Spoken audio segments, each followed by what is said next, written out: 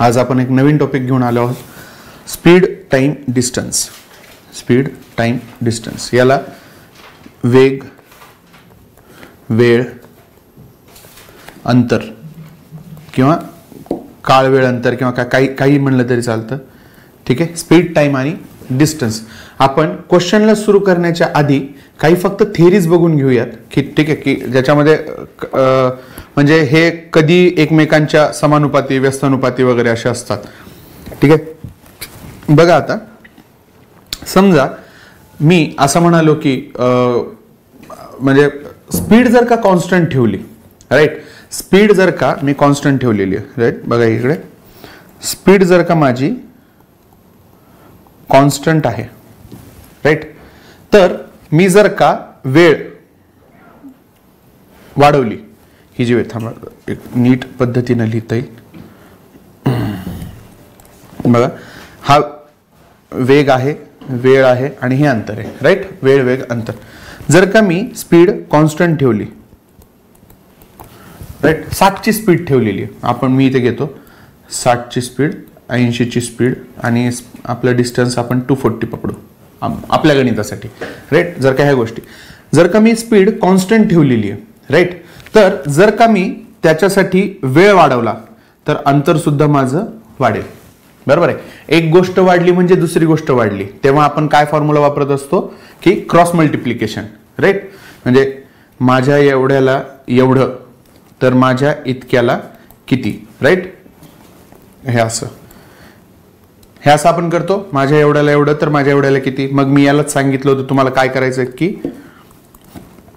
एक मिनिट मी इथला शेप बदलतो म्हणजे तुम्हाला नीट लक्षात येईल. माझ्या एवढ्याला एवढं म्हणाले, माझ्या ह्या चौकोनाला एवढा सर्कल तर माझ्या ह्या चौकोनाला केवढा सर्कल, राईट.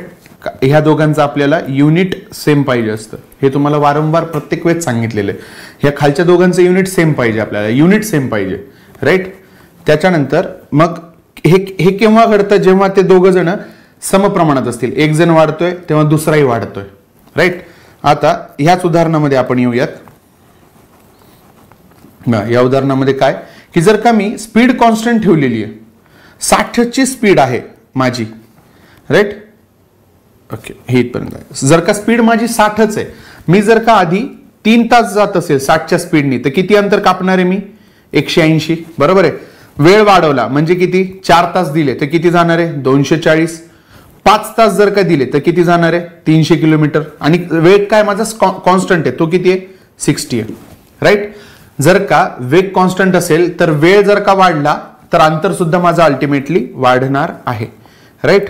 आता आपण काय करूयात, आता आपण वेळ कॉन्स्टंट ठेवूयात, राईट, इथं. आणि जर का वेळ कमी केली तर अंतरही कमी होणार आहे, हे लक्षातच आलं. आता वेळ जर का वाढली तर अंतरही वाढतंय, वेळ जर का कमी केली तर अंतर सुद्धा कमी होणार आहे. केव्हा, जेव्हा वेग कॉन्स्टंट असेल. आता आपण वेळ कॉन्स्टंट ठेवूया, वेळ कॉन्स्टंट आहे, राईट. फॉर एक्झाम्पल तुला 3च तास आहेत, ठीक आहे.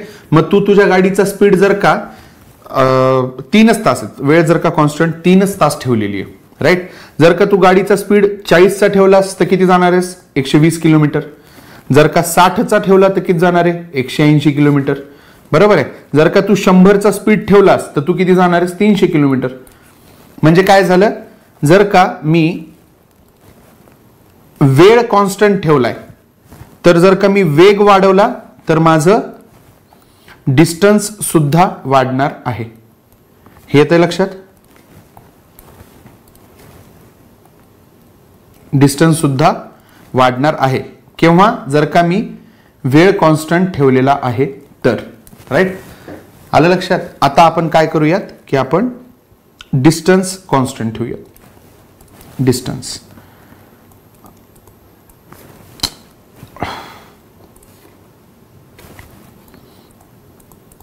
आता आपण काय डिस्टन्स कॉन्स्टंट ठेवलेलं आहे. फॉर एक्झाम्पल इथेच हे 240 किलोमीटर, 240 किलोमीटर, राईट.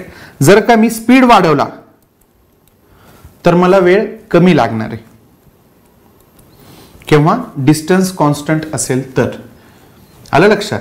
याला तुम्ही ते असंही लिहू शकता ना, म्हणजे जर का डिस्टन्स जर का कॉन्स्टंट असेल तर काय ते S = 1/t, किंवा मग या बरोबरच्या जागी तुमचं हे वाला साईन पण असतं कधी कधी, हे वाला साईन, बरोबर आहे. हे एकमेकांच्या व्यस्त आहे. आलं लक्षात.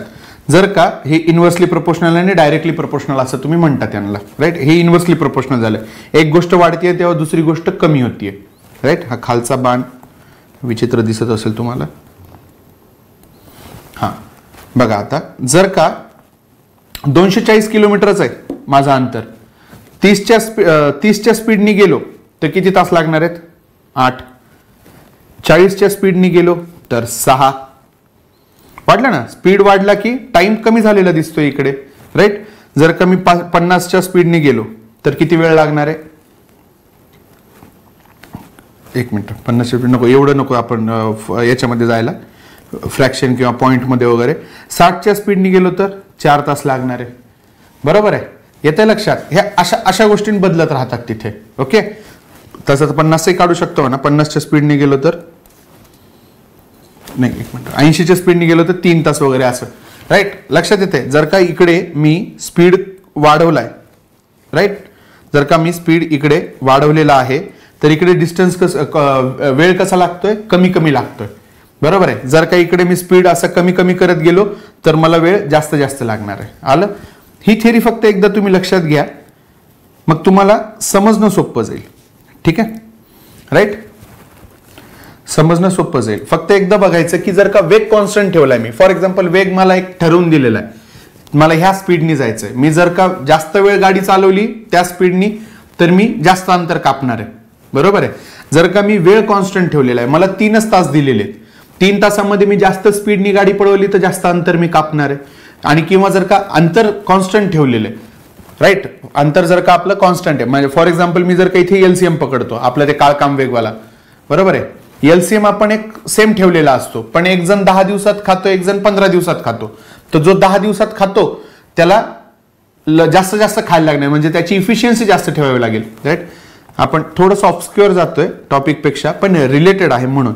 आपण काय केलं होतं, जर का आधीचे तुम्ही लेक्चर बघितले असतील तर ए आणि बी हे दोघं जण आहेत, ते दोघं जण 10 आणि 15 दिवसांमध्ये काम करतात, बरोबर आहे. मग आपण इथे यांचा एलसीएम घेतला होता, तो किती घेतला? 30. म्हणजे 30 काय झालं? माझं टोटल वर्क झालं. आपण याला टोटल वर्क म्हणलो होतो, यालाच आपण एलसीएम सुद्धा म्हणलो होतो, बरोबर आहे. टोटल वर्क आणि एलसीएम म्हणजे हे काय? हे ठरवून दिलेलं माझं, आता माझ्या ह्या वेगवेगळ्या भाषेमध्ये हे झालं माझं ठरवून दिलेलं अंतर. कुठल्या कंडिशनसाठी बोलतोय आपण? ह्या कंडिशनसाठी सगळ्यात, जेव्हा मी डिस्टन्स माझं कॉन्स्टंट ठेवलेलं आहे. आता याला लागणारा टाइम कसा आहे? कमी आहे. म्हणजे याची इफिशियन्सी म्हणजे काय? एका तासामध्ये खाण्याची स्पीड कशी असणार आहे? जास्त असणार आहे. ती किती आहे? 3. याला लागणारा टाइम कसा आहे? कंपॅरेटिव्हली याच्यापेक्षा जास्त आहे, म्हणजे कंपॅरेटिव्हली याच्यापेक्षा कमी असणार आहे त्याची खाण्याची स्पीड म्हणजे वेग. एका दिवसामध्ये हा 2च खाणार आहे, बरोबर आहे. आणि मी तुम्हाला त्याही दिवशी सांगितलं होतं नंतर की आपण जर का यांचे रेशो पकडले तर हे एकमेकांच्या व्यस्त येतात. फॉर एक्झाम्पल 10ला 5ने भाग द्या, 2 येतात, आणि 15ला 5ने भाग द्या, 3 येतात, राईट. आता जर का मी हे फक्त यांचे रेशोज पकडले तर बघा, वर इथं 10च्या जागी 2 येणार आहे आणि 3 येणार आहे. बघा, हे एकमेकांच्या व्यस्त दिसत आहेत की नाही? बरोबर आहे, व्यस्त दिसत आहेत ना. कधी? जेव्हा जर का अंतर, टोटल वर्क आणि एलसीएम कॉमन असेल तर, बरोबर आहे. अंतर दोघांचं कॉमनच आहे, म्हणजे इथे खाण्याचे आंबे आपण जर का 30 पकडले, जर का आपण अंतर यांचं 30 किलोमीटर पकडलं किंवा टोटल वर्क 30 पकडलं किंवा मग एलसीएम 30 पकडला आणि याचा 2चा याला 2च्या स्पीडनी, याला 3च्या स्पीडनी किती वेळ लागणार वगैरे ते आपण सगळं काढून घेतलेलं होतं, राईट. ठीक आहे. जरी हे खालचावाला जरी नाही समजलं तरी तुम्हाला वरच्या गोष्टी फक्त लक्षात ठेवा. कधी काय कॉन्स्टंट असेल तर एकमेकांच्या कोण समानुपाती आणि व्यस्तानुपाती येतं ते, राईट.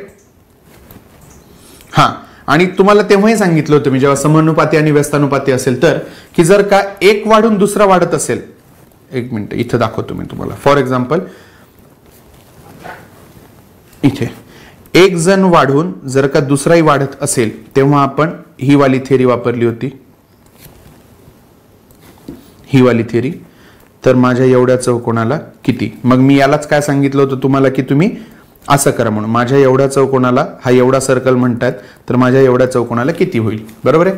हीच थिअरी तुम्हाला वापरायला सांगितली होती मी, राईट.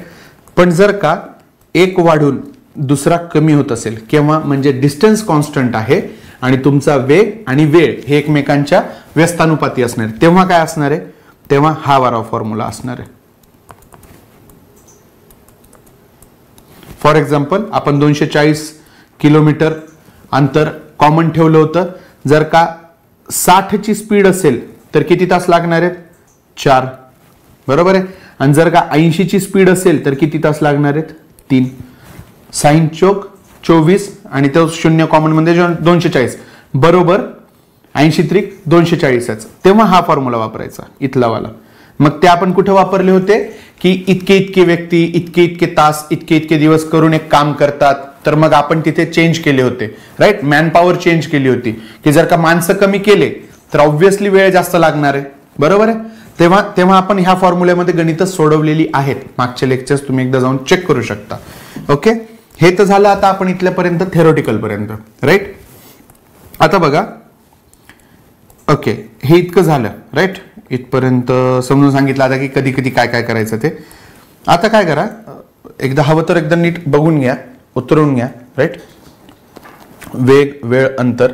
वेग जर का कॉन्स्टंट असेल तर वेळ वाढवला की अंतर सुद्धा वाढणार आहे.